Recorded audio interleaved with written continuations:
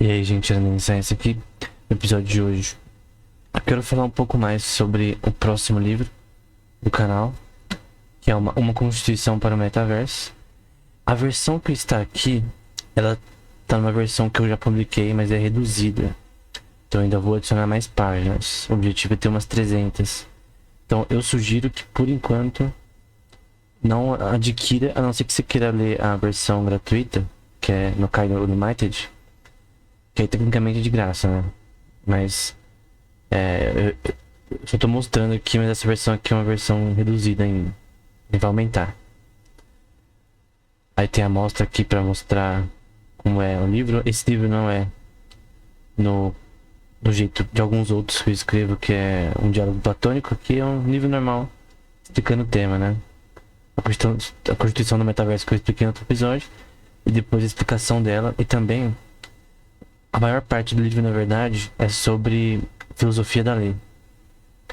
Então, vários temas relacionados à interpretação de Constituição e coisas do tipo na vida real, né? E a aplicação disso para no contexto de jogos, né? Então, tem 80 páginas, 89 por enquanto, mas ele vai aumentar ainda, né? Esse livro também teve pessoa que já adquiriu, mas também ele tá numa versão inicial ainda, tem 90 páginas. Talvez eu adicione mais umas 50, não sei. Que é sobre teoria da informação, né? Aqui, no caso, é diálogo platônico, é diferente. Então, explica esse tema de forma acadêmica, né? Tem artigos no fim do livro, no 80, acho que mais algo assim. Mas é diferente, né? O estilo de escrita, né? Então, por que eu tô falando desse livro aqui? Hoje, eu sei que eu já falei em outro episódio, eu vou falar um pouco mais sobre ele e também do porquê grande parte do livro é sobre filosofia de direita, né? Então, eu vou usar em algumas partes aqui. Talvez eu saia do jogo para falar sobre a Constituição Americana, mas é basicamente isso, né? E assim como outros vídeos no tema, eu vou fazer jogando um MMORPG, que eu joguei muito na minha infância, que é o Adventure Quest Worlds, que é um dos poucos MMORPG 2D, né? Então eu vou num mundo aqui com pouca gente. Enquanto isso eu vou falando desse livro, né? Que eu pretendo aumentar bastante.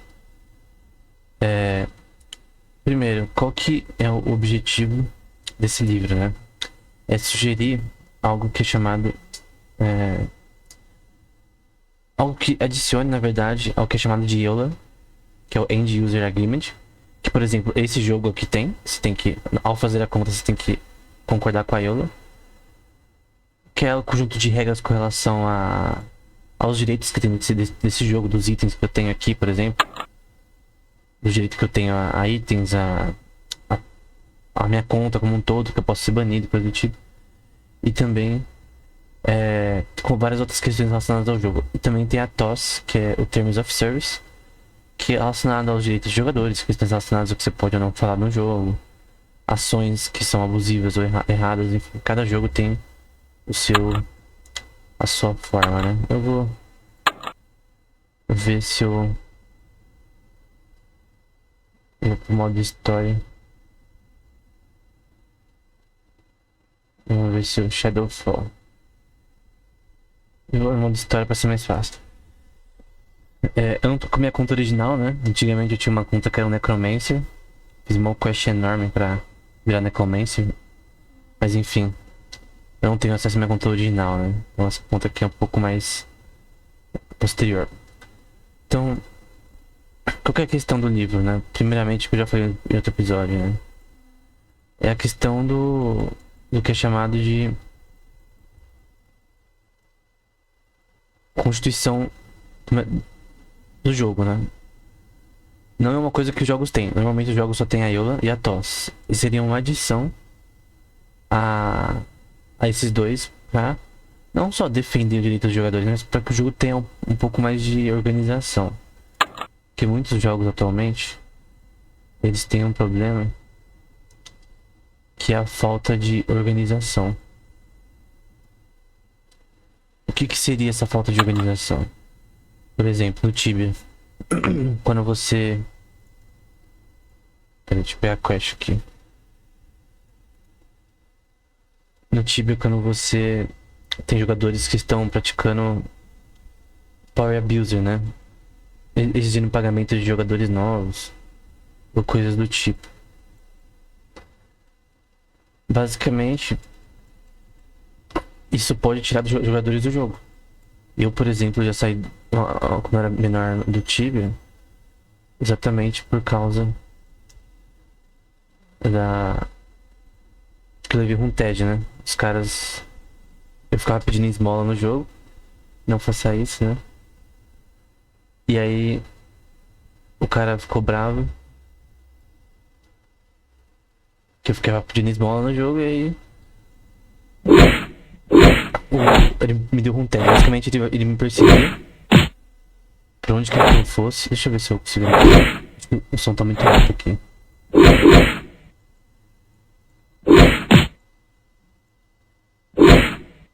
Baixar o som, senão... Isso é impossível, hein? Vamos ver se agora tá melhor. É. E... Basicamente eu levei um TED por causa disso. E o cara me perseguia pra onde eu fosse. Aí eu parei de jogar, na época, né? O Tibia, né? Depois fui jogar OT, depois voltei pro Tibia de novo, mas... A questão é que...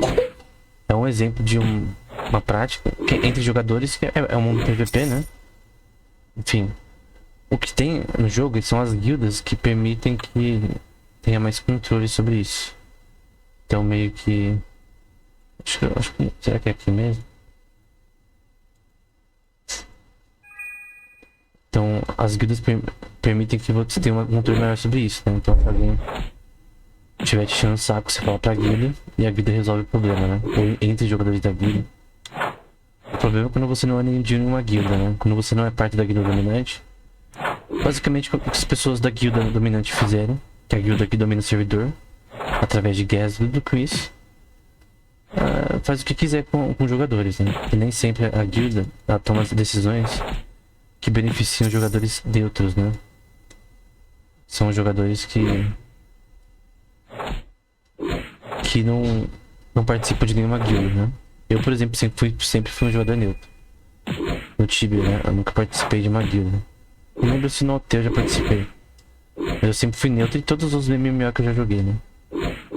Então, basicamente tudo se resume a essa questão de que o jogo ele tem problemas de gerenciamento, né? Por exemplo, quando você vai resolver um problema relacionado a isso no jogo, você normalmente reporta para os desenvolvedores, né? Você manda e-mail, coisa do tipo. Só que nem sempre os desenvolvedores eles vão conseguir resolver o seu problema, porque o tanto de jogadores que tem, por exemplo, Final Fantasy XIV, o World of Warcraft, você acha que todos as perguntas dos jogadores ou os problemas que tem no jogo com outros jogadores, né, vai ser resolvido por e-mail, né? É impossível. Nem se tiver uma equipe de suporte boa o suficiente, eles vão conseguir responder todos os jogadores, né? Então, tem até um paper que eu citei no outro episódio, vou deixar na descrição, que fala exatamente sobre isso, né? Sobre como o correto seria que os jogadores resolvessem esses problemas no próprio jogo. E normalmente quem resolve são as guildas, né? E quando as guildas têm desentendimento entre si, somente de quem vai caçar e call hunt e coisas do tipo, elas se resolvem na treta, né? Na guerra entre elas, né? Então, é basicamente essa é a forma que as coisas são resolvidas no contexto que é chamado na literatura acadêmica, né, de Hobbesian Jungles. O que é uma Hobbesian Jungle? No contexto de Hobbes, né, Thomas Hobbes, é um lugar onde não tem leis, né? No contexto de John Locke, seria uma sociedade no estado da natureza. O que é uma sociedade no estado da natureza? Basicamente todo mundo faz o que quer, o que acha melhor, Imagina uma sociedade que não tem um governo ainda. Pessoas acabaram de entrar na sociedade. Acabou de se construir casas, pessoas cultivando coisa do tipo. Precisa de mais uma. E no estado da natureza, Locke vai dizer, né? Que as pessoas vão ser cada um por si, né? Basicamente, não é uma anarquia, mas inicialmente cada um por si. Tipo, você vive numa sociedade indígena em que tribos lutam entre si, como acontecia com os astecas na vida real. É um estado primitivo que a gente chama de estado da natureza. Embora eu creia que algumas civilizações indígenas eram um pouquinho mais desenvolvidas, como os maias e tudo. Outras não. Mas basicamente os astecas, por exemplo, eles foram. Eles tornaram quem são. Com tribos que lutaram entre si, a mais forte ficou chamada como asteca.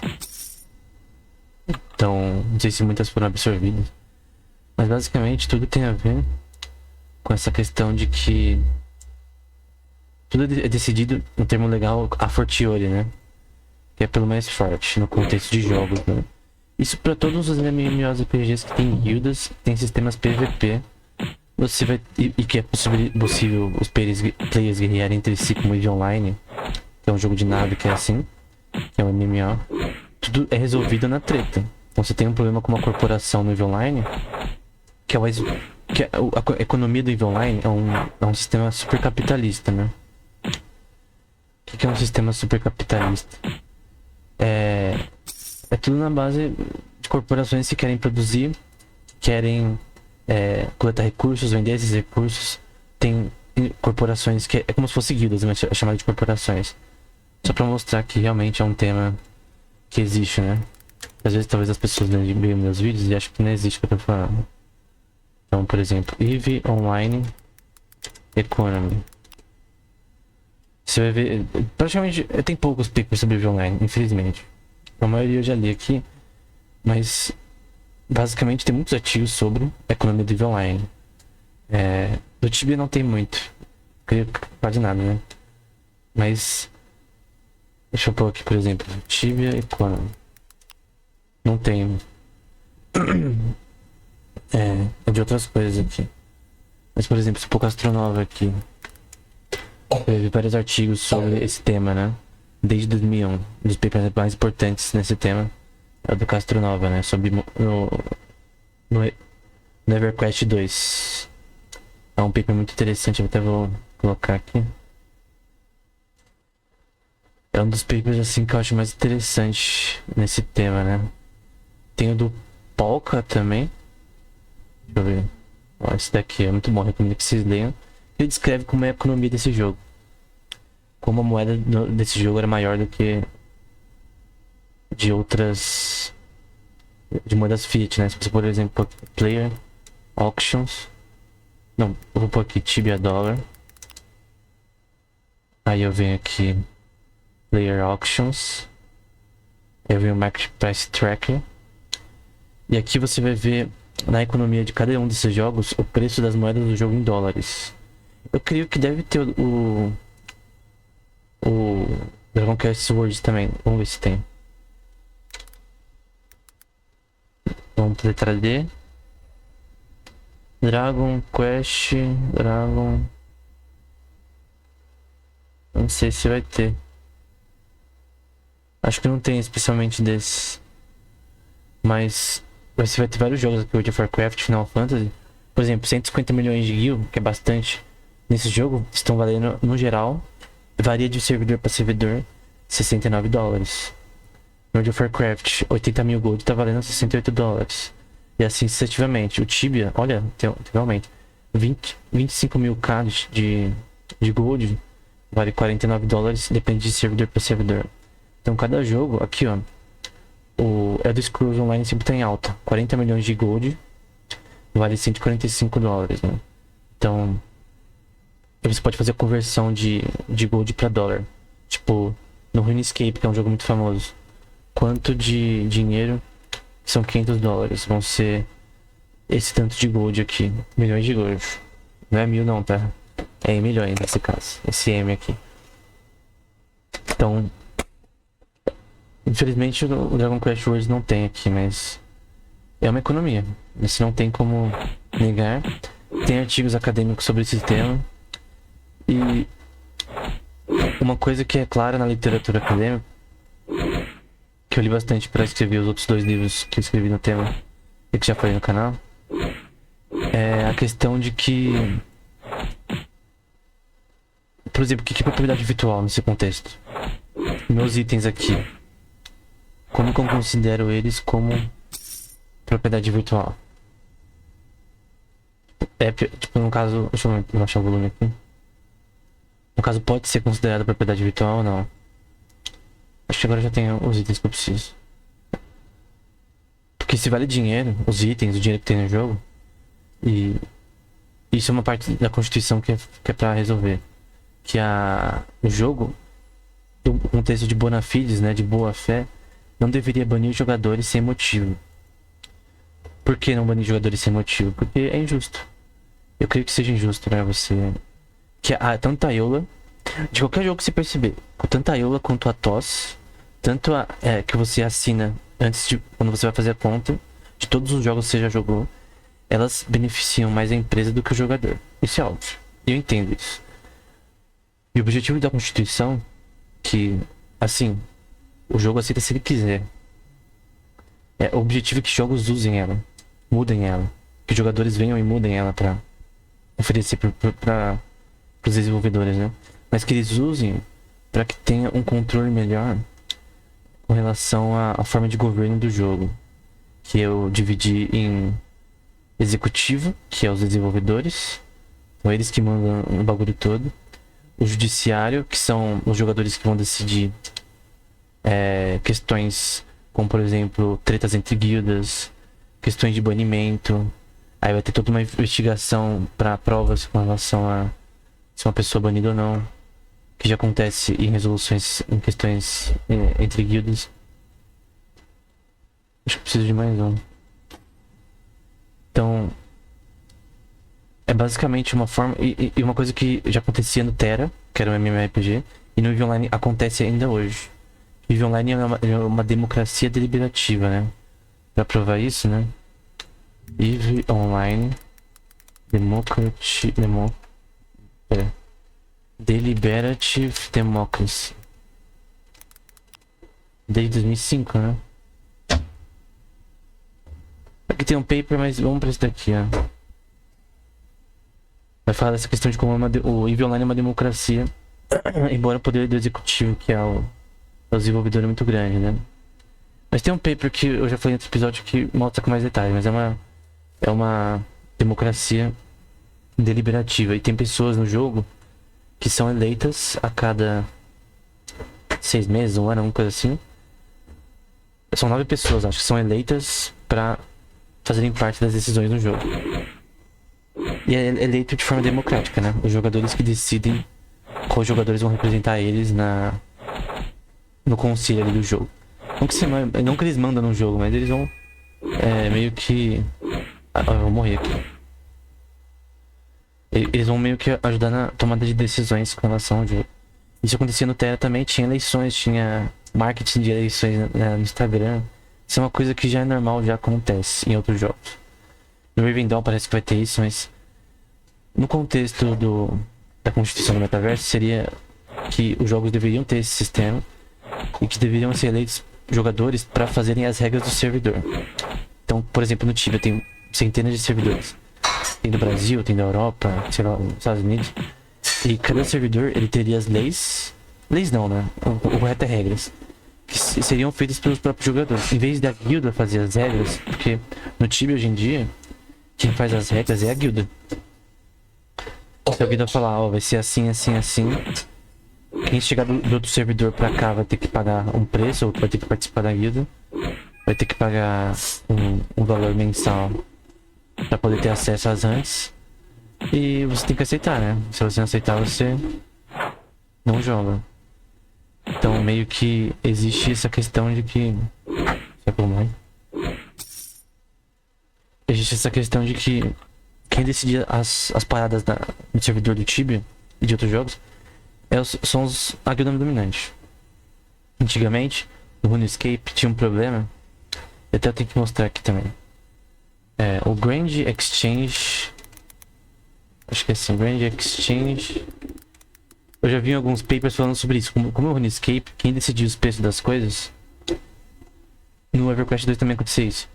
Era os caras mais fortes que pegavam os itens melhores e vendiam para as pessoas por qualquer preço randômico, por preço alto ou muito baixo. Então é um mercado que tinha problemas, né?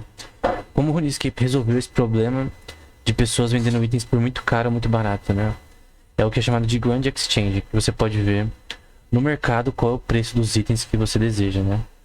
Então, eu posso até pôr aqui nos últimos 7 dias quais foram os preços da Mighty Rune ou da Apple Pie e do Wild Arrow. Eu jogava mais esse jogo no celular, mas enfim, tem no celular eu recomendo bastante. E também pode pegar preço de armas e coisa do tipo, enfim. Aqui ó, um item que parece que tá com um pico aqui ó. Quantidade de transações, questões relacionadas ao preço, enfim. Os itens com maior valor, os itens mais transacionados, né? Apenas runa de água, runa de fogo. Enfim, você consegue ver os preços. E isso é interessante porque você consegue ver o mínimo e o máximo de preço, por exemplo. Isso é interessante porque... Na verdade é aqui que vê o preço, né? Você consegue não ser enganado, né? Porque antigamente meio que tinha esse problema no RuneScape e no EverQuest 2 também. No Tibia eu acho que não dá assim, porque você consegue ver o preço que as outras pessoas estão pondo. Mas isso é importante para ter um mercado que é regulado, né? Que você não tenha preços que são enganativos até certo ponto, né? Não sei se isso funcionaria em todos os jogos, mas o RuneScape, até em alguns como eu disse antes, né? Se você ler alguns artigos acadêmicos que você pode achar no Google Scholar, né? Sobre o RuneScape, você vai ver que essa parte foi muito importante para o desenvolvimento do jogo, para o sistema econômico do jogo, né? De você ter realmente um sistema que mostre as transações entre jogadores, para que você consiga, os vendedores consigam saber o preço correto das coisas, porque é orgânico, porque ele só mostra as transações que as pessoas decidem, não é que ele coloca um limite de preço nas coisas, ele só organiza para os jogadores verem organicamente qual é o preço que os mercadores escolheram no geral. E assim uma pessoa que põe um preço alto demais não consegue vender o item, né? Porque quem é um idiota que vai comprar um item que tá num preço mais caro do que normal, né? É que nem você ir no mercado e pensar que você vai pagar o triplo do preço de um produto que você está acostumado, que outros mercados estão acostumados a vender, né? Tem até um conceito eu já falei em livro já, que é o que é chamado de competição de Bertrand. Eu já falei no canal também. Basicamente é assim, vamos supor que você tenha duas empresas que vendam um produto e no raio da circunferência delas, de alcance, vamos supor que ela não vende online. Qual que... Tipo, tem uma população naquele raio da circunferência, onde está aquela população, uma cidade interior, uma cidade grande, que pode comprar aquele item, que pode ir lá fisicamente comprar. Ou de repente online, vamos supor, entrega só naquela região. Por exemplo, você não vai pedir pizza no Nordeste se você mora na Santa Catarina, né? Porque vai demorar muito, né? Para ambos é melhor que você compre mais perto, né? E é a mesma coisa na questão dessa competição de Bertrand. Das empresas próximas a você, qual que é mais barata e mais perto, né? Você não vai querer ir muito... Mas mesmo assim você vai querer ir um pouco longe pra comprar algo mais barato, né? Mas você não vai querer, sei lá, atravessar o Brasil pra comprar algo mais barato ou um arroz mais barato, por exemplo. Não faz sentido. Então... Nossa, o que aconteceu aqui? Tá acontecendo alguma coisa. Então basicamente aqui a gente tem não uma competição de Bertrand, mas a gente tem vários jogadores que estão vendendo esses itens, porque não tem monopólio. No caso do EVE Online, a gente tem sim corporações que fazem vendas e é mais diferente. Porém, jogos como o Tibia e outros não é bem assim, né? Não é tipo nesse estilo do EVE Online ou de outros jogos, né? Isso não é por causa do nosso MMORPG, mas se você vê jogos como Lords Mobile, Clash of Clans, tem coisas relacionadas que podem ser aplicadas nesse contexto. Mas basicamente, você tem essa questão de que você obviamente vai querer o melhor item pro melhor preço. No caso de jogos, os itens que você tem, eles, a não ser que tenha negócio de durabilidade no jogo, ou coisas do tipo, o que é bom pra controlar a inflação, você não tem diferença em qualidade do item, né? Nossa, agora eu vou ter que voltar aqui, velho. Você não vai ter diferença em qualidade do item. Nossa, nunca vi um chefe tão fácil. Opa. Você não vai ter diferença em qualidade do item. Então, tem essa questão. Deixa eu ver se tá fazendo barulho.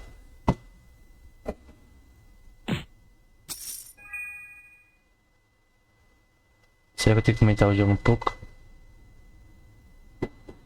Tem essa questão de que os jogadores, eles vendem o preço que eles estão dispostos, eles conseguem ver o preço das coisas, mas nem na maioria dos jogos é meio que só esse mercado, tipo, é um mercado de comerciantes, né? Como poderia dizer. Os comerciantes, eles vendem os itens no preço que eles querem, no preço que eles acham justo. E é isso. Tem casos de itens que vão ser únicos, né? E aí a pessoa vai escolher o preço que ela quiser. Ah, tem que sacar o... Eu tenho que bater nesse cara depois bater no cajado, acho. E depois a pessoa escolhe o preço que ela quiser, né? Vamos supor que no jogo tem 3 desse item. Só tem 3. Aí nesse caso, como só tem 3 itens, os 3 jogadores que tem esses itens vão escolher o preço que eles quiserem. Aí no caso, cabe ao jogador estar disposto a pagar, né? Se for um item só como um bracelete, no caso do Tibia, também vai ter essa mesma questão. Acho que tem que fazer aqui. Eu não posso atacar o cajado, mas... Aqui. Vai entender o que tá acontecendo. Então, vários processos econômicos também de demanda, de oferta e demanda acontecem nesses jogos. Várias questões que são aplicadas como a lei de Say's Law, que diz que um mercado que não tinha de um item vai querer sua própria demanda. Então vamos supor que num lugar que nunca teve Coca-Cola e começa a ter agora. Vai ser criada uma demanda, as pessoas vão gostar de Coca-Cola e vai criar uma demanda e uma oferta por causa que as pessoas estão comprando, né? Aí, consegui. Então, tem essa questão de que o próprio mercado, quando ele coloca os produtos novos, principalmente numa nova região, a própria demanda se cria sozinha, né? Então, essa é uma questão importante, que também é aplicada para jogos. Eu terminei a quest.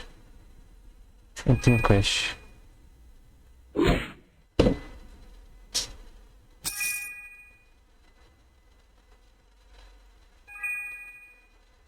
Os caras estão me atrapalhando aqui, mano. Então, todas as regras econômicas que você pensar são aplicáveis nesse contexto. Porém, o certo é não falar tanto de economia aqui, porque, na verdade, o foco aqui é sobre a questão da Constituição, né? Leis. Então, vamos voltar pro tema, né? Que é o judiciário, né? Que seria os jogadores eleitos para julgar problemas entre jogadores. Tem casos de xenofobia, que aconteceu no Tibia. Casos que você tem o Power Abuse relacionado a KS, que é você roubar aquilo das pessoas. E de repente, nas regras do servidor, os jogadores decidam que dar KS é errado. Ou de repente decidam que Power Abuse é errado. No caso de servidor que não seja de Super PVP, que é tipo Hardcore PVP no Tibia, né? Então, de você ter regras que são feitas pelos jogadores que são meio que aprovadas por uma coisa que a gente chama de Supremo, né? Se você viu outro vídeo. A gente tem também essa questão do Supremo, que seria os jogadores eleitos pelos próprios desenvolvedores, né? 9 ou um por servidor, para julgar os casos mais importantes relacionados a banimento de jogadores, banimento até de guildas. Só que no caso da Constituição, eu coloquei ali, mas pode ser mudado, né? Que banimento de guildas ou desfazer guildas só pode ser feita com o aval dos desenvolvedores, né? Então somente os desenvolvedores podem dar a regra final aí em relação a isso. Será que eu tenho que tirar um item? Você tem que tirar um item. Até agora eu não consigo sair daqui. Será que eu tenho que pegar essas coisas? Esses caras estão me atrapalhando a fazer o bagulho. Então, de baixo pra cima a gente tem o legislativo, né? Que vai ser eleito pelos jogadores no servidor. Quanto no legislativo? Não sei. Uns 10 pessoas, 20, não importa. Que vão decidir as regras do servidor. Eles não podem ser eleitos pelas guildas mais fortes. Essa é a questão. Normalmente é a guilda mais forte que decide essas coisas. As regras do servidor. E as guildas são obrigadas a obedecer essas regras. A não ser que as regras sejam contrárias ao modo operandi do jogo, né? Tipo, se você pôr uma regra no modo PVP, você não pode matar outros jogadores, você não tem...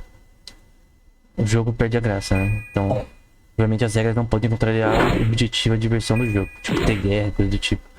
Mas elas são feitas exatamente para que haja mais resolução de problemas de forma mais rápida, né?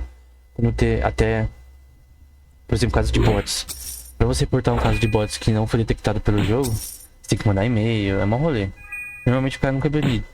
Se você tem um sistema judiciário que os jogadores eleitos ali, pelos jogadores, julgam quem que vai ser punido ou não por usar bot, tem vezes que você vê o bot, você sabe que é bot, você reporta e não é banido. Mas vamos supor que...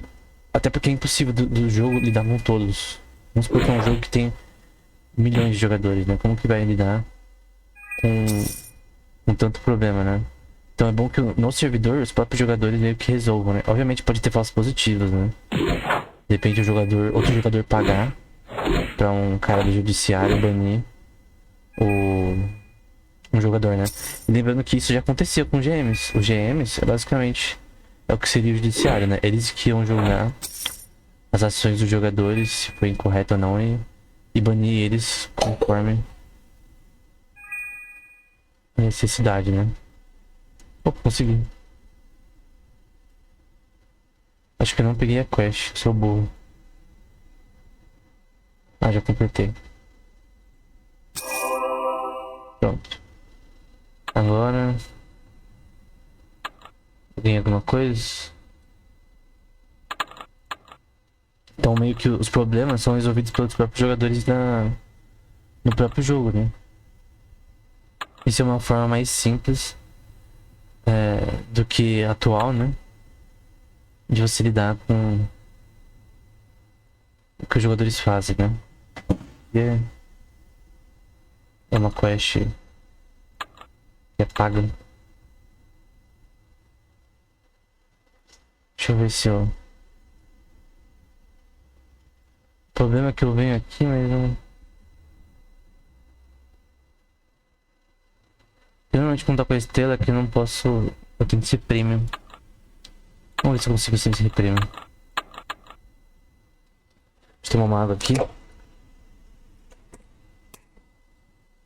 tentar ir nessa daqui, mas... Talvez eu tenha que ser premium. Eu acho que não. Vamos ver se eu pego uma quest aqui. Tá. Eu tenho que fazer uma coisa aqui. Então, você tem esse sistema que faz as regras, tem as pessoas que julgam os jogadores e resolvem os problemas do próprio jogo. isso tira esse peso dos desenvolvedores, né? De ter uma equipe de suporte caríssima para resolver todos os problemas que podem fazer jogadores sair do jogo. E podem fazer jogo tipo bots, por exemplo. Se você tem um sistema que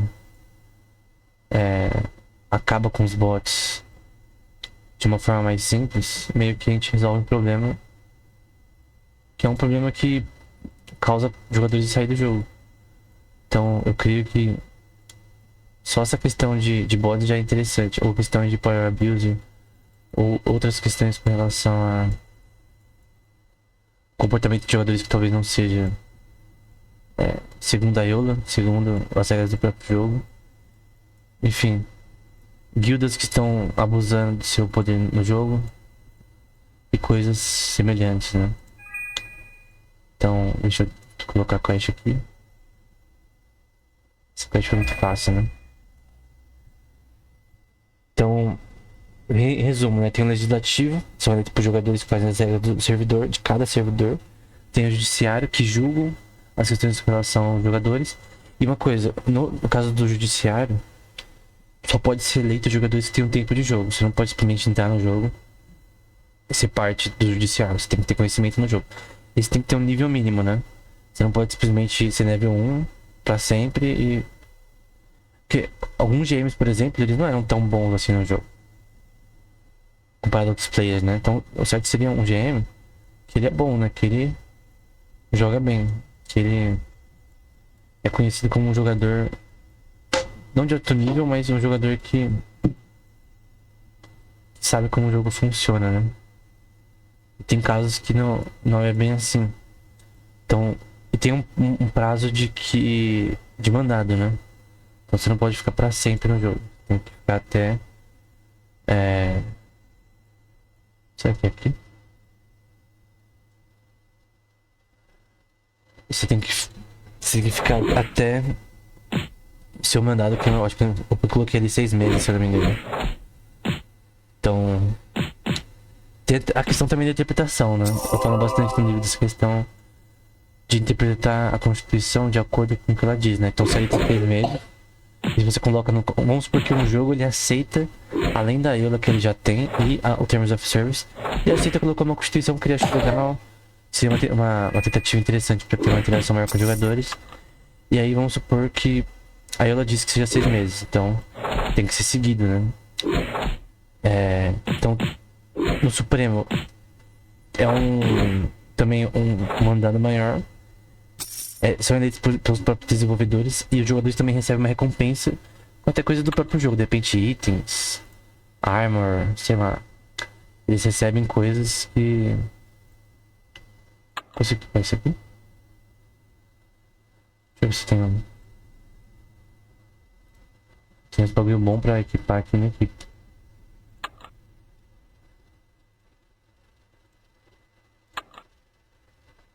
Acho que agora tá bom. Então, é bom que tanto o Legislativo como o Judiciário como o Supremo ganhem a recompensa pelo que ele fez, né? Pra que eles tenham... Se bem que tem jogos que não tem recompensa, né? Por exemplo, GTA RP. Os caras só fazem por diversão, né? Eles não recebem nada pra isso, pra fazer as questões de médico, questões relacionadas ao jogo, né? Se você já viu GTA RP, você vai entender. Põe no YouTube, você vai ver como funciona o negócio, né? É tipo uma encenação, né? Que eles fazem do jogo e tal. É bem interessante, né? Seria interessante até escrever um livro sobre GTA RP, mas... Por enquanto não. Por exemplo, o mesmo capítulo. Imagina uma constituição com relação ao GTA RP. Seria interessante. Se bem que dá pra aplicar, na minha opinião. Acho que dá pra aplicar pro GTA RP. Uma constituição simples. E lembrando que o objetivo é fazer que o jogo fique mais fácil. Fique menos complexo de você... Dos jogadores terem que lidar com problemas no jogo, né? Então não é uma coisa... tão complexa. Quero saber... Deixa eu ver.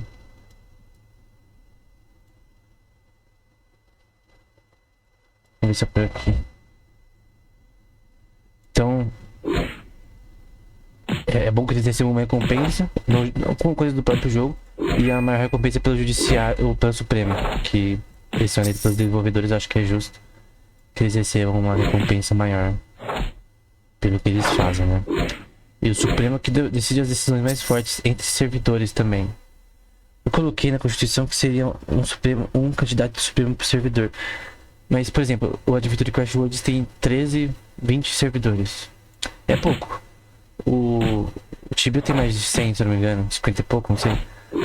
Então no caso de jogos com muitos servidores, é mais fácil você ter menos pessoas do Supremo, né?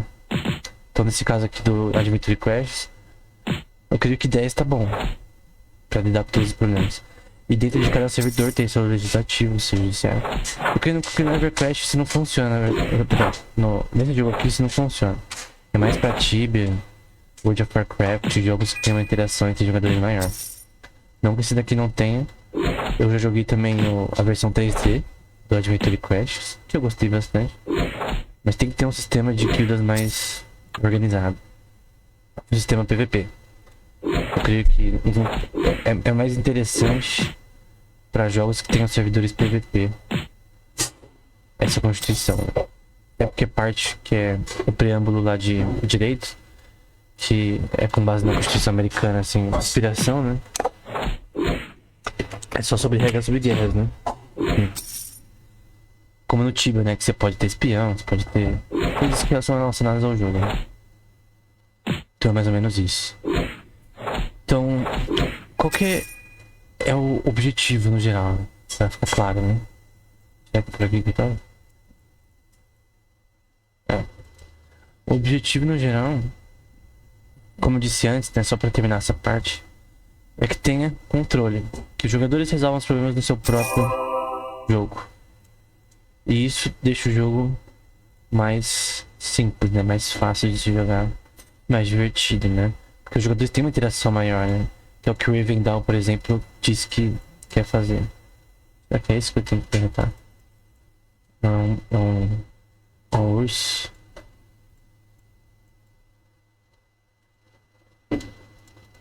Tenho que derrotar um urso modificado aqui. Vamos ver se eu acho. Urso corrompido.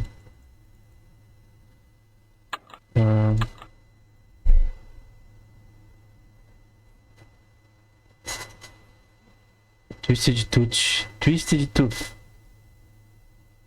Tenho que achar agora esse urso. Então, esse é o foco, né? Agora sobre uma parte importante, interpretação de Constituição.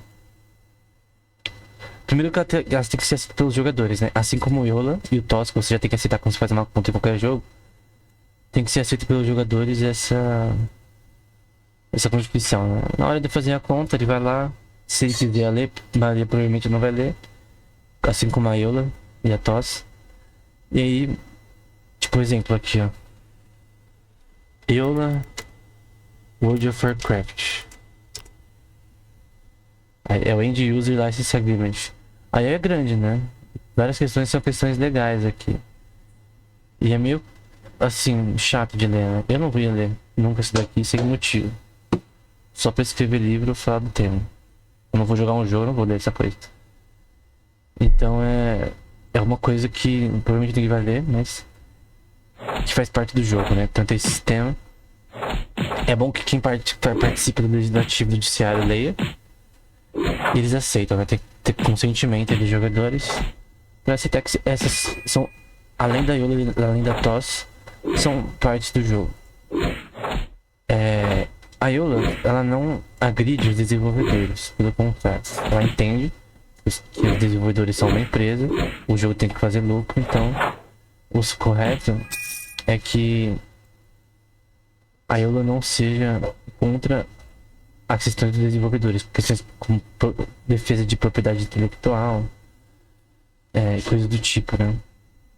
Então eu creio que esse é o caminho correto, que os desenvolvedores devem ser, assim, sempre protegidos nesse contexto, né? E a interpretação da Constituição tem até da vida real. Como assim? que é a interpretação da Constituição? É basicamente você... É chamado de Constitutional Interpretation. E tem um curso que eu já terminei no tema. Eu terminei? Eu acho que já. O que eu tô fazendo agora é esse daqui, ó. Que é o Justice. Do Michael alguma coisa, o nome dele.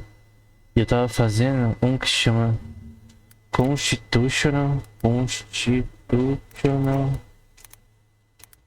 Interpretation EDX, que eu recomendo. Aprendi bastante nesse tema, que é esse daqui, né? Tem até o videozinho. Deixa eu dar um play aqui.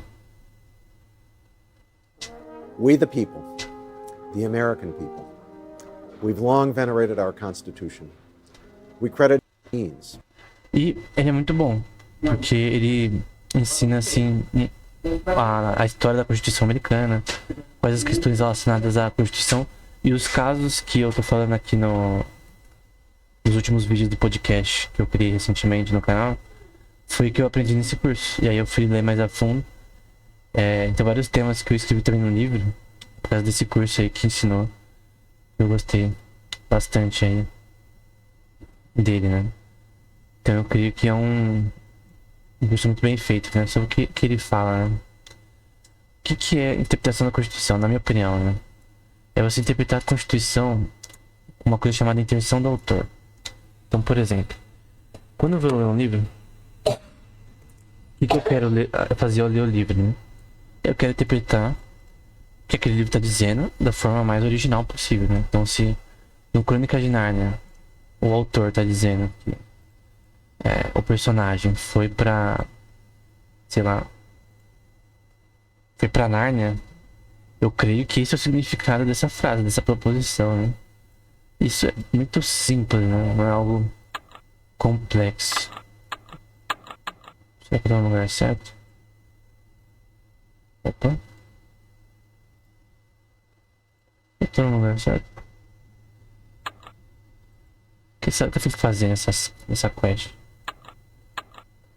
Onde que aí eu perco o fim da meada, né? Red Shell Splitter. Onde é pra eu ir, né? Tem que voltar. Enfim. E tem vários casos da Constituição Americana de má interpretação dela, né? Que eu tenho ela aqui. Vamos ver onde ela tá. Aqui. Resumo da Constituição Americana. O artigo 1 é sobre o Legislativo. O artigo 2 é sobre o Executivo. Perdão. Executivo. E o terceiro sobre o Judiciário. Tem as emendas que aplicam aí questões relacionadas aos direitos das pessoas, né? Então tem aqui, por exemplo, a 5 que eu gosto bastante. Por exemplo, que na brasileira também tem, sabia? Que nenhuma pessoa vai ser deprivada da vida, liberdade e propriedade sem o devido processo legal. Nem a propriedade ser tomada para uso público sem compensação justa, né? Então vamos supor que o governo dos Estados Unidos ele decide que vai construir uma rodovia. Teve até no curso que eu falei, tem uma discussão sobre isso. Vai fazer uma rodovia e tem casas no caminho, né? Aí, para ele pegar essa propriedade para ele, o governo, ele tem que pagar às pessoas uma compensação justa. Essa questão, o que é uma compensação justa? E se ela der um valor na minha casa menor do que o que eu acredito que seja, né? Então tem essa questão, né? Então, essa aqui é muito controversa. O que é uma compensação justa? Como que se interpreta, né? E a 14, que segue aqui a da abolição da escravatura, né? Por Abraham Lincoln, depois da guerra lá civil, que é relacionada também a isso, né? Tem uma parte aqui, ó. Ninguém no Estado será deprivado... o Estado não vai deprivar a pessoa da vida, liberdade e propriedade sem o processo devido e legal. Nenhuma pessoa irá denegar essas questões na jurisdição e proteções nas leis, né? Embora essa seja a Constituição Geral dos Estados Unidos, as leis de cada estado dos Estados Unidos são diferentes. Então cada estado dos Estados Unidos tem leis diferentes de acordo com a legislação lá feita, né, pelas pessoas que foram eleitas naquele estado. Que é semelhante aqui nessa questão dos servidores, né? Cada servidor tem as suas regras. E aí você vai pro servidor que você tem as regras que você mais gosta, né? Enfim.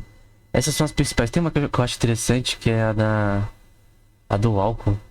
Que eles fizeram uma emenda aqui pra proibir o álcool. Cadê? É 18. Aqui, ó. Que ninguém vai poder fazer transportação de líquidos intoxicantes. E foi aprovado na Constituição, né? Depois eles fizeram uma pra... Acho que é a próxima aqui. Aí teve uma aqui que deixou de proibir. Porque... Não, é aqui, ó.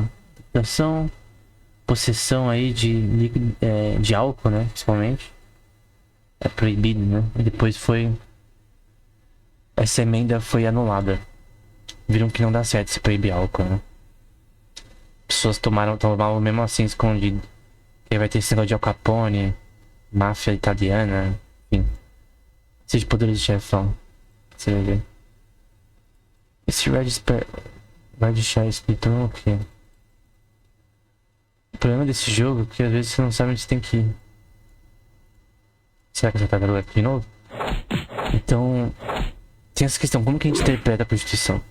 Como a gente interpreta o livro? É uma coisa chamada de intenção do autor. Infelizmente, tem artigos ao longo da história. Eu já falei disso num livro de teologia.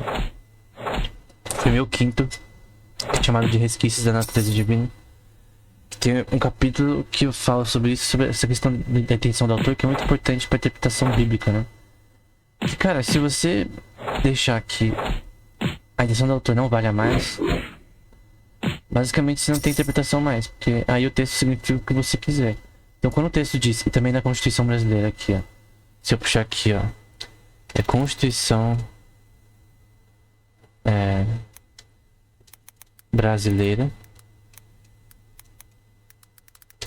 Vida, liberdade. Aí vai aparecer que é o artigo 5º. Todos são iguais perante a lei, sem distinção, blá blá blá. E também da questão da inviolabilidade do direito à vida, liberdade, igualdade, segurança e propriedade. Veja que a brasileira adiciona essa questão de igualdade e segurança. Tem também uma aqui sobre livre mercado. Liberdade econômica. Na brasileira, né? Isso aqui é importante. Eu vou voltar já pro jogo. Deixa batendo nesse bicho aqui. A ordem econômica fundada na valorização do trabalho humano, na liberdade ativa, blá blá blá, assegura a todos a existência digna, blá blá blá, soberania nacional, propriedade privada. Aqui é a parte mais bosta dessa parte. Função social da propriedade. Isso recentemente tem sido interpretado de forma muito absurda, né? Vamos supor que eu tenho uma fazenda. O que é cumprir a função social da propriedade? Alguém pode interpretar que é plantar. Vamos supor que ela é uma fazenda improdutiva. Aí muitos têm interpretado isso daqui como dar razão para uma propriedade privada, que é uma fazenda, que não está cumprindo a sua função social, poder ser invadida por certas pessoas, né? Que eu não vou falar. Então, principalmente na brasileira, porque a Constituição americana é pequenininha. Eu tava lendo aqui o The Office um livro do The Legibles, na verdade, do Cícero. Então, é um livro do Cícero, esse daqui. E cara, uma coisa que ele fala é dessa questão de que, não, na verdade, que ele fala isso em outro livro, que muitas leis acabam atrapalhando a própria lei. Tipo, muitas leis, na verdade, fazem menos leis. Você tem lei demais, acaba te atrapalhando. E você acha muitos buracos na lei. Que, na verdade, ele estava citando Platão no livro chamado Leis, né? Leis de Platão. Outro problema que ele fala agora no The Legibles é essa questão de que não é porque as leis foram decididas por um Estado que elas são justas. Tem essa questão que a gente vai entrar agora, do que é lei natural, né? Deixa eu voltar aqui. Cadê a Constituição do Brasil? Esquece do Brasil, que é uma bosta. Que são leis naturais. Que são leis naturais? são aquelas que são derivadas da razão, né? O Cícero, nesse livro, vai dizer que, vou deixar na descrição, as leis são derivadas da razão humana. Então, por exemplo, ele vai falar de um cara que abusou de uma mina lá do reinado dele, só que não existia uma lei contra isso. Porém, vai dizer que mesmo que não existisse uma lei contra isso, a razão humana, a lógica básica do ser humano, diz que é errado ele ter feito isso, mesmo que não houvesse lei. Então tem leis que elas são ditas como leis não escritas, né? Em latim é chamado de lex non scripta, ou em inglês unwritten laws. São leis que não são escritas, mas todo mundo conhece. Que você não pode roubar, você não pode matar. São leis que todo mundo conhece. E todas as sociedades, elas admitem como leis que regem uma sociedade. Mesmo se você pegar um país, uma sociedade indígena, você vai ver que muitas das leis ali vão estar presentes em qualquer população. Embora muitas coisas são diferentes. Você tem essa questão de que existem leis naturais, que a lógica diz que elas existem. Obviamente eu e também o Cícero vão dar uma razão teológica para isso, para quem acredita em Deus, no caso. E eu como sou cristão, eu acredito que Deus, assim como Platão não. Paulo diz em Romanos 2,16, eu acho, sobre leis naturais, né? Que há leis escritas por Deus no nosso coração, na parte da genética comportamental humana. Saber o certo e o errado, né? Então Deus deu sabedoria para animais, sabedoria diferente para cada um, né? O avestruz, por exemplo, a própria Bíblia em Jó diz que é um animal estúpido, né? Agora outros animais são mais inteligentes, como insetos como formigas ou corvos também. Tem vários artigos acadêmicos que mostram que eles são bem inteligentes. E o Cícero vai dar uma razão também na teologia romana das leis naturais. Mas mesmo sem isso, mesmo se você não argumentar dessa forma, as leis naturais, elas vêm da lógica humana. Então, eu sei que roubar é errado porque eu nunca gostaria que alguém fizesse isso comigo. Então, é questão de amar o seu próximo como a si mesmo. Essa é a base, na verdade, de todas as leis. Todas as leis têm base nessa questão de não fazer a violência pro seu próximo porque você não queria que fizesse pra você. Então, esse é, na verdade, a régua para a criação de qualquer lei. O que se vai argumentar é que essas leis naturais, elas são inerentes na sociedade humana, e eu creio que ela foi a base das 12 tables, né? Ou das 12 mesas, que eram as leis principais ali. Tipo uma mini constituição da romana ali na época, né? Então, o Cícero gostava bastante dessas 12 mesas, exaltando ela como extremamente bem feitas. Eu dei uma lida nelas e eu vi que realmente é interessante. Essa 12 tables, né? Pera, agora tem que matar aqui.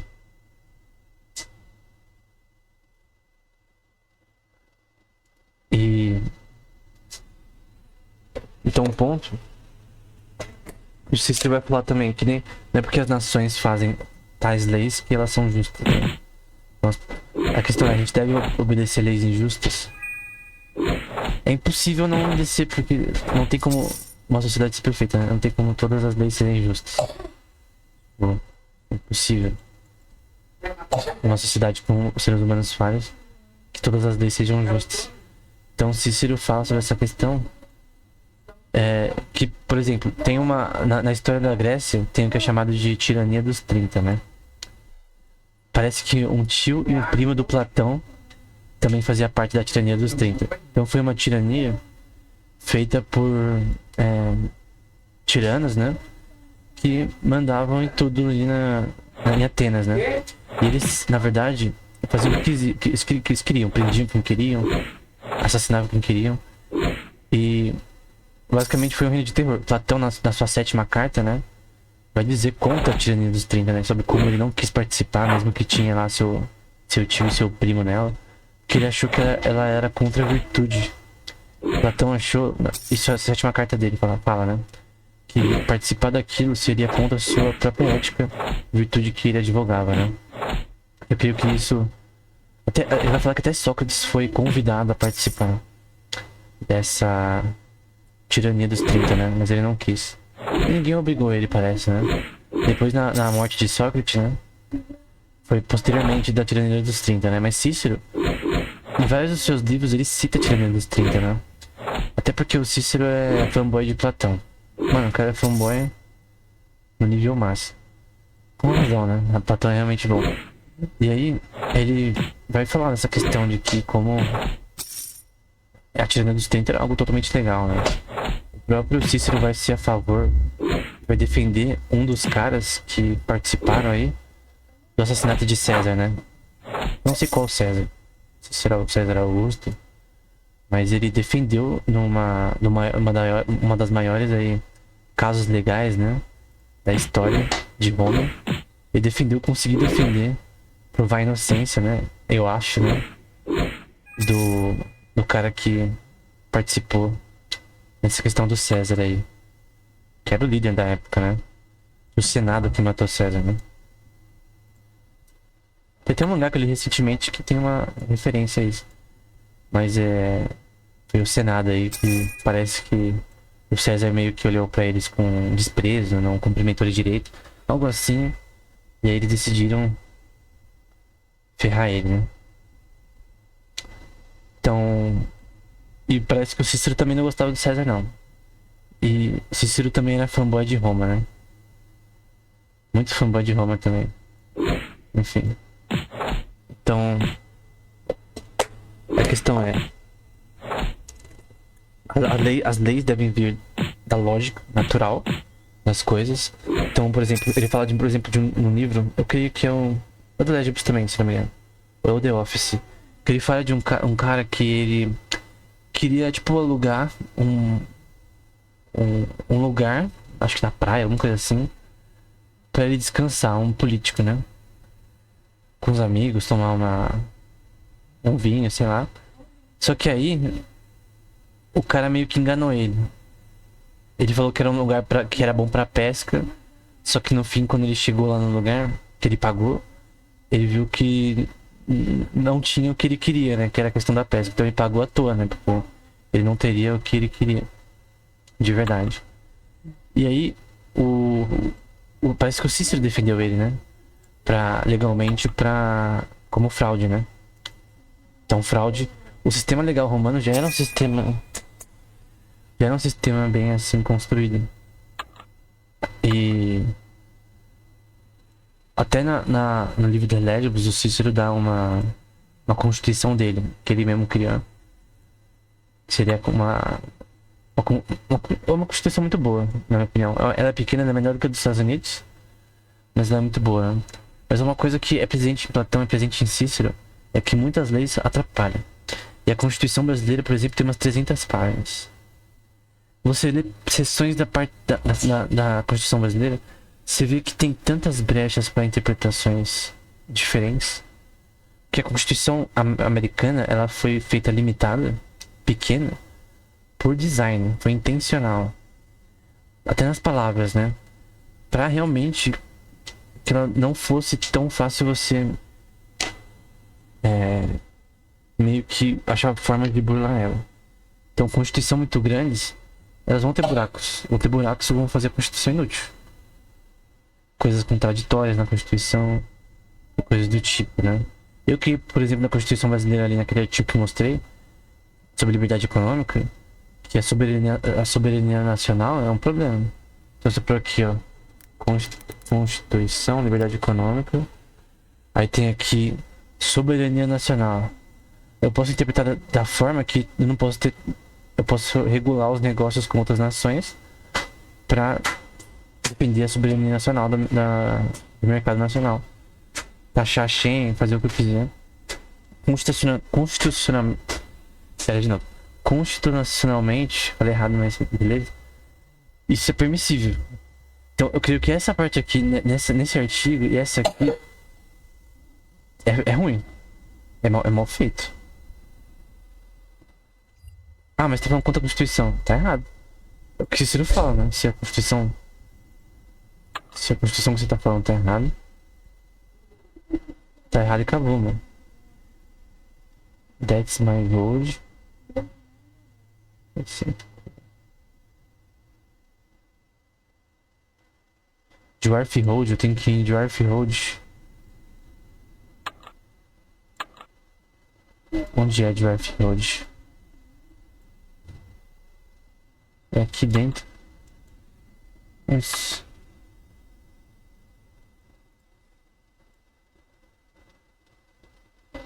Não mostra essa merda ali, é?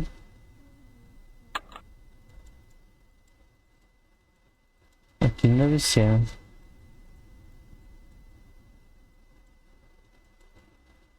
Eu tenho que ir em Dwarf Road. Snowberg Road.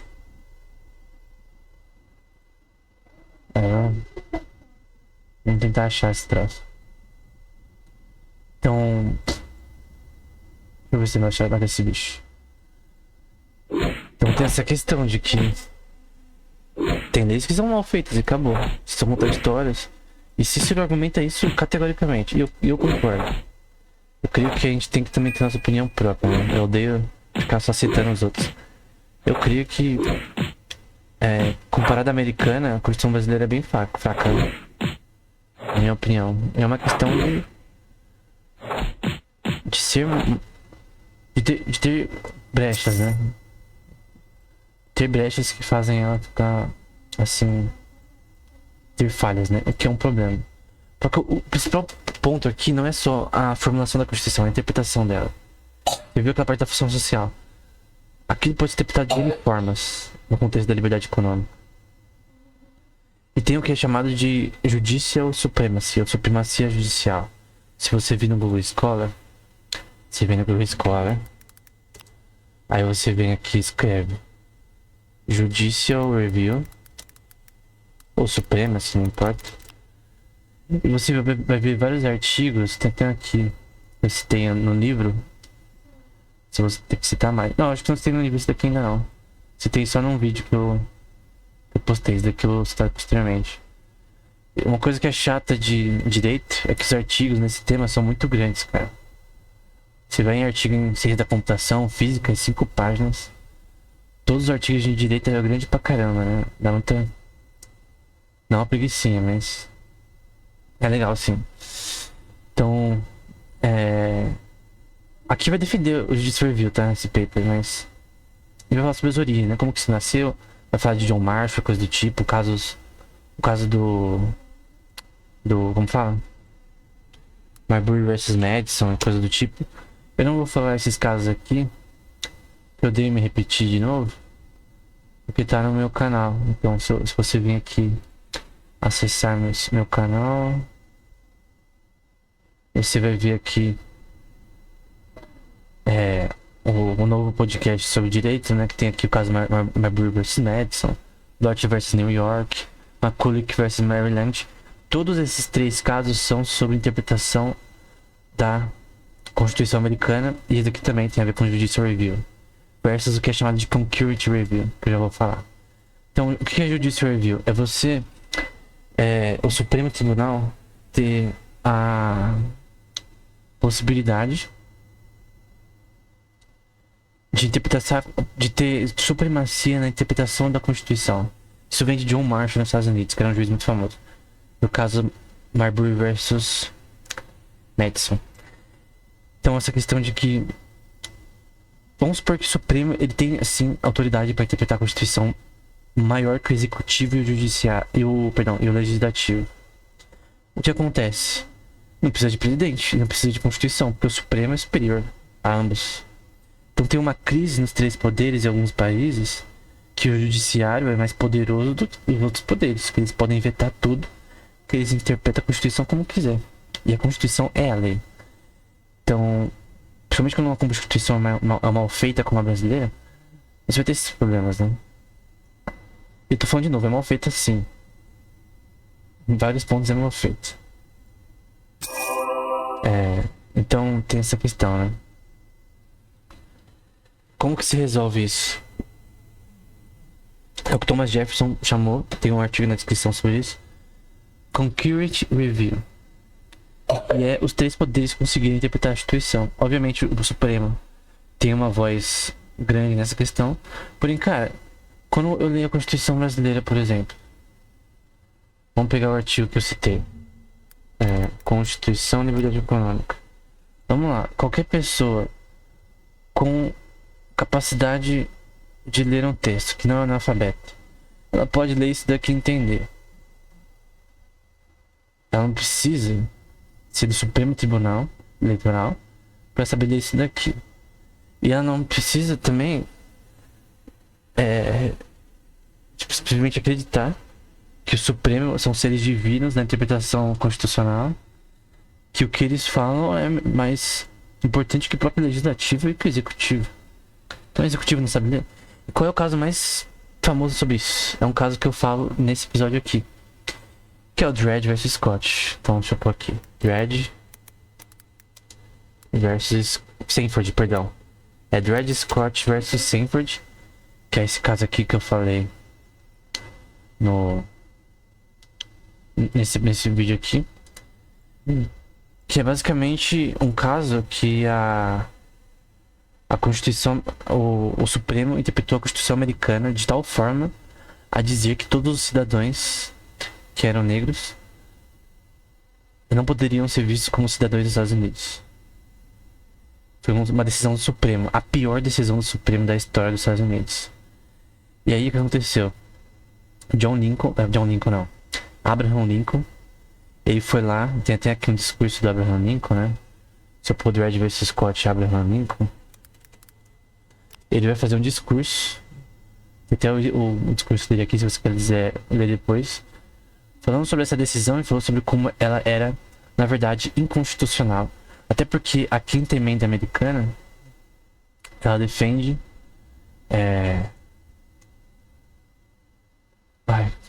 mais embaixo.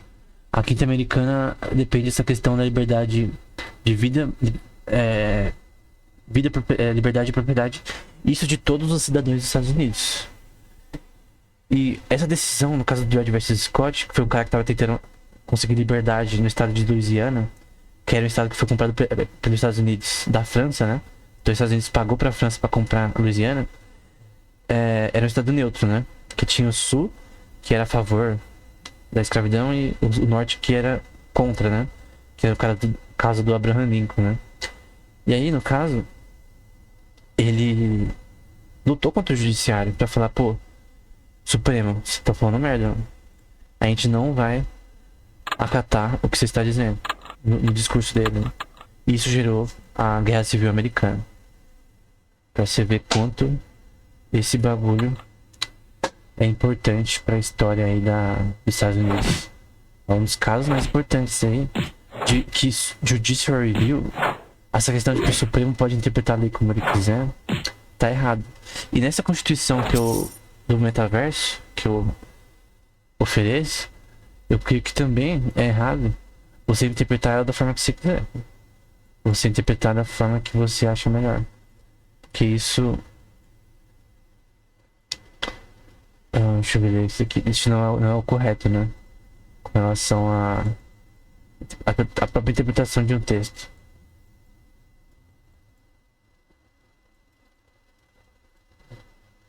Nossa, será que eu tenho que bater nisso? Bicho, level 3. Então, é errado você dizer... Tipo, se o Supremo errou uma vez, ele pode errar de novo, porque... Pode ser, no caso dos Estados Unidos, por exemplo, falar, o Supremo, na verdade, ele tem supremacia na Constituição. Vamos supor que alguém fale isso. Por que eu acho que isso é injusto? Porque já teve casos que ele se provou que não é. Que ele pode cometer erros. Então, se o Supremo pode cometer erros, cometer um erro terrível, com relação à interpretação, no caso do Dredd vs Scott, então quem garante que o Supremo não vai cometer outros erros ao longo da história? Então quer dizer que agora o Supremo são seres divinos que agora conseguem interpretar tudo corretamente. Então, eu creio, na minha opinião, na minha humilde opinião, que Judicial Review, ou a supremacia do judiciário, é contrária à própria intenção da Constituição de limitar o poder do judiciário. Então, o executivo, o legislativo e o judiciário, eles têm que ter uma coesão, né? Se um é maior que o outro... Então, desculpa, pra que ter presidente? Se o presidente não pode interpretar a Constituição devidamente, né?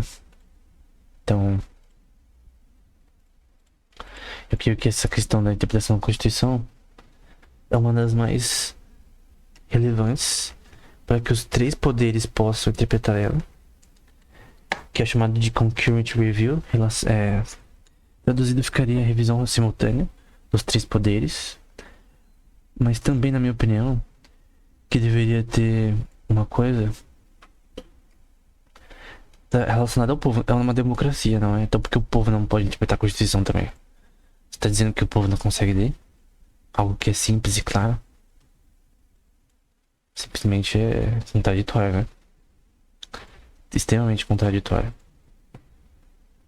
Então eu creio que todos devem interpretar a Constituição e cobrar a interpretação correta dela, da Constituição, né? Isso nos Estados Unidos, isso no Brasil, isso na Índia, isso em todos os países que existem. Então, eu creio que essa parte é extremamente importante de interpretação, né? A interpretação, no caso do Dredd vs Scott do Supremo, nos Estados Unidos, foi errada. E isso... eu tenho que... Eu sou burro, não tô lendo, né? Eu tenho que ficar nessa pedra de novo. Oxi. Eu tenho que pegar a água da pedra, mas a pedra não responde. Você tem que matar esse bicho aqui? Então, eu creio que os três poderes têm que conseguir interpretar a Constituição. A não ser que você diga que toda a população seja analfabeta, que o legislativo também seja, e que o executivo também seja. Aí nesse caso, aí a supremacia judiciária é possível, né? No caso, isso nunca vai ser verdade. Então, creio que mesmo no contexto das próprias palavras do John Marshall, se você pegar o discurso no Marbury versus Sanford, perdão, sobre Marbury versus Madison, Marbury versus Madison, eu tô confundindo os casos. Eu creio que ainda assim seria essa a visão mais justa, na minha opinião, na minha humilde opinião. Então, tem essa questão de que a interpretação da Constituição deve ser feita por todos. No caso dos jogos, né? No caso de um MMORPG, obviamente, o executivo tem um poder maior. Até porque é ele que vai decidir se a Constituição, como a Constituição vai ser. E eu pus também na Constituição que o executivo pode mudar, que é os desenvolvedores, né? A Constituição do metaverso quando eles quiserem, né? Porque o jogo é deles. Se eles quiserem mudar, eles mudam. Só que de bona fide seria bom que eles não tirassem a questão dos direitos dos jogadores e coisas semelhantes, né? Então eu creio que essa parte seria interessante, na minha opinião. Cara, eu tenho que pegar a água da pedra. Mas onde eu tenho que fazer isso? Então, o que eu defendo é a interpretação do autor, né? A interpretação natural, que Martinho Lutero chamava de interpretação natural, aquilo que o texto claramente diz. Que o texto da Constituição normalmente ele é claro, não é um contrato legal super difícil. Ele normalmente ele é claro, ele é algo que é fácil de entender. Então, eu creio que é a minha opinião, né? Que todos devem interpretar a Constituição e devem cobrar a interpretação correta dela para todos os três poderes. E no caso dos jogos, eu creio que também deve ser interpretado corretamente. Então o jogador pode falar para os desenvolvedores: vocês me baniram aqui, mas não teve devido processo, entre aspas, legal no jogo, né? Por que eu fui banido? Porque essa questão de banimento é chata, né? Porque um GM às vezes te bania sem motivo. Teve o caso, acho que o Dorival, que falou da iniciativa podcast, que ele foi banido porque ele discutiu com o GM. Agora você perde todos os seus bagulhos no jogo, dinheiro que se investiu no jogo, tempo, é banido do jogo, temporariamente ou não, permanentemente ou não, por uma razão tão assim estúpida, né? Deixa eu ler aqui. Upper City. Será que eu tenho que sair daqui? Tô apanhando pra esse jogo, hein?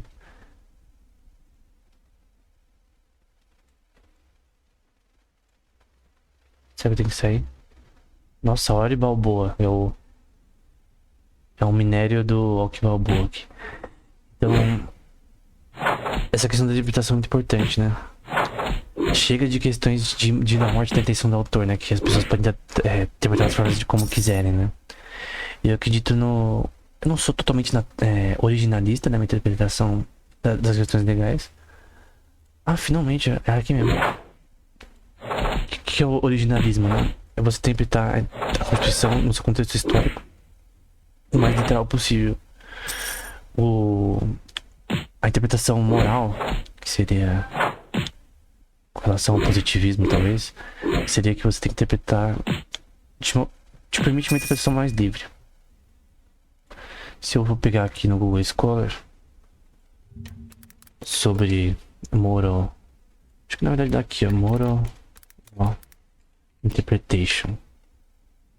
Acho que é moral originalist aqui é versus interpretation. Isso é o originalismo, uma teoria que interpreta textos legais como no seu contexto histórico, né? Que seria uma versão de interpretação gramática histórica. E aí tem a questão da interpretação moral, que é mais nos dias de hoje, né? Tem aqui uma tese de Working aqui no tema. Aqui o cara falando sobre essa tese de Working, que é importante nesse contexto. E o curso que eu citei anteriormente fala sobre isso, né? Eu creio na interpretação do contexto histórico, porém com a intenção original. Então, se tá falando aqui ali liberdade de propriedade, então ela não pode ser violada. Você não pode interpretar do jeito que você quiser. Do jeito socialista, por exemplo, que em vários casos é contrário à Constituição brasileira. Principalmente essa questão da função social em fazenda, né? É contraditório à própria Constituição que tá pregando, né? Não faz sentido. Então, eu creio que em todo tipo de texto você tem que ter uma interpretação que é a intenção do autor, a intenção original dos autores, não a interpretação que você acha, a interpretação que é mais simples, a interpretação que é mais conveniente, que é uma coisa que o Cícero fala no livro The Office, né?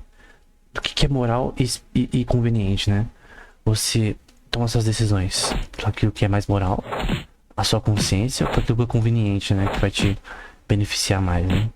Eu creio que o correto é que você interprete a Constituição daquilo que é mais moral, aquilo que ela tá dizendo realmente, aquilo que é o sentido mais claro, o sentido que é mais, assim, óbvio do texto. Então, quando diz da liberdade econômica, é liberdade econômica.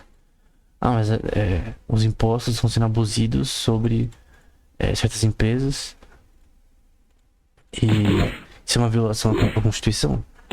O Estado tem poder constitucional de cobrar impostos. A americana também fala isso. Na americana é no começo. Se eu pegar aqui no começo, se hoje tá demorando, né? Mas aqui é a seção 8 do primeiro artigo, né? O Congresso vai ter poder para coletar taxas, duties, que são, não sei como traduzir isso, impostos e coisas do tipo, e também pegar empréstimos de dinheiro, coisa do tipo, regular comércio entre nações, e com tribos indianas, enfim, acho que indígenas. Então, basicamente, o imposto é constitucional. Aí tem essa questão de consentimento, né? Será que eu tenho que consentir por imposto ser justo, né? Eu creio que, assim como Henry Hazlitt diz no livro dele sobre economia, né? Que eu vou deixar na descrição, que o imposto não é roubo, na minha opinião. Eu creio que eu sou minarquista, tenho uma visão libertária, porém é uma versão controlada ao que é prático. Eu creio que o governo é uma instituição justa e uma instituição normal, embora tenha muitos problemas. Então, o imposto é roubo? Não, mas o abuso dele, sim.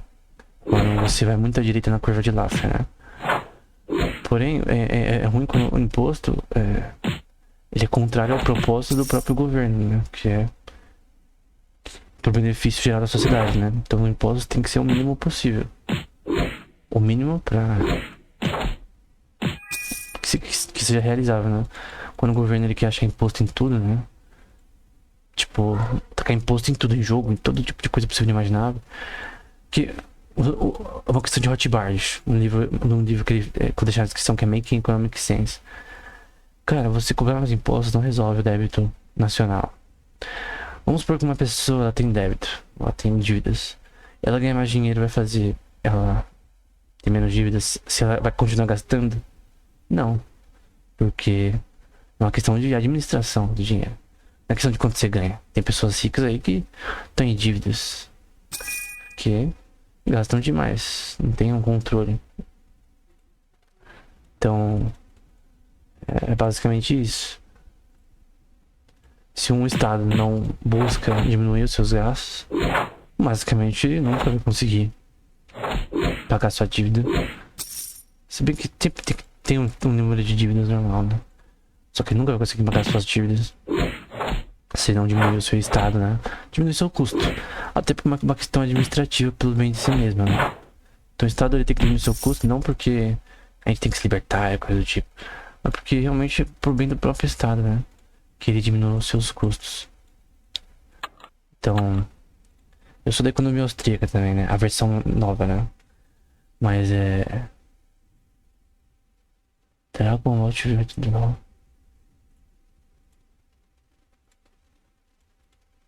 Será que eu tenho que mandar esse bicho aqui? Então, tem essa questão aí associada. No geral, resumindo, né, a interpretação constitucional deve ser a intenção do autor. Qual outro ponto que poderia ser levantado aqui, né? Que, por exemplo, impostos New World. New World é um jogo MMORPG pago que tem impostos. Então, você paga impostos de propriedade, por exemplo. Você compra uma casa no jogo, você tem que pagar imposto, acho que é 10% do valor da propriedade por mês ou semana. Tem impostos de região, que as facções, guildas que dominam uma região, cobram os impostos da região. Tem vezes que esses impostos são abusivos, né? No fórum ali, no meu primeiro livro eu falei sobre isso. Que no fórum do jogo, às vezes as pessoas reclamavam que o preço não, os impostos da região tava tão alto que o cara tava jogando só pra pagar imposto. Aí os caras falando, pô, isso daqui não é um jogo MMORPG, isso daqui é um simulador de imposto. É imposto sobre propriedade, imposto sobre facção, imposto sobre sei lá o que. Os caras que eram jogadores mais, assim, sazonais, né, jogavam de vez em quando, eles tinham que ficar pagando imposto da casa, senão você não pode teleportar pra sua casa, coisa do tipo. Então você tem os benefícios aí associados a essa questão. Você pode ler um wiki aí do New World aí, que é um jogo muito bom, por sinal. Então, essa questão de imposto no jogo, né? Obviamente decidido pelos desenvolvedores. Mas será que poderia ser que tivesse regras no servidor pelo legislativo, né, com relação à cobração de impostos, né, cobrança de impostos, e que esse dinheiro iria pro cofre relacionado ao servidor do jogo? Não, porque isso seria legal, porque faria uma interação muito mais interessante entre os jogadores, né? E ter um sistema legislativo, judiciário, que até faz os jogadores participarem, né? Porque as pessoas gostam do GTA RP, que é divertido, você meio que se envolve com o jogo, né? Então, além das questões de regulação do jogo, para que a empresa do jogo não fique estufada com resolver problemas no jogo entre jogadores, que são resolvidos agora pelos próprios jogadores, você tem um sistema que permite que tenha realmente um sistema mais, assim, coeso com relação à forma que os jogadores se relacionam, e faz mais divertido. Eu creio que é mais divertido. Já tem, como eu disse, o Terra, que faliu, e o EVE Online, que continua. Tem sistemas de eleição de jogadores. O Rivendell também parece que vai ter isso. Então essa questão não é anormal. E a política do jogo já é em guildas, né? Então não é uma coisa difícil de implementar, não é uma coisa muito complexa, né? Só que você tem que interpretar a Constituição corretamente, né? Não vai dar uma de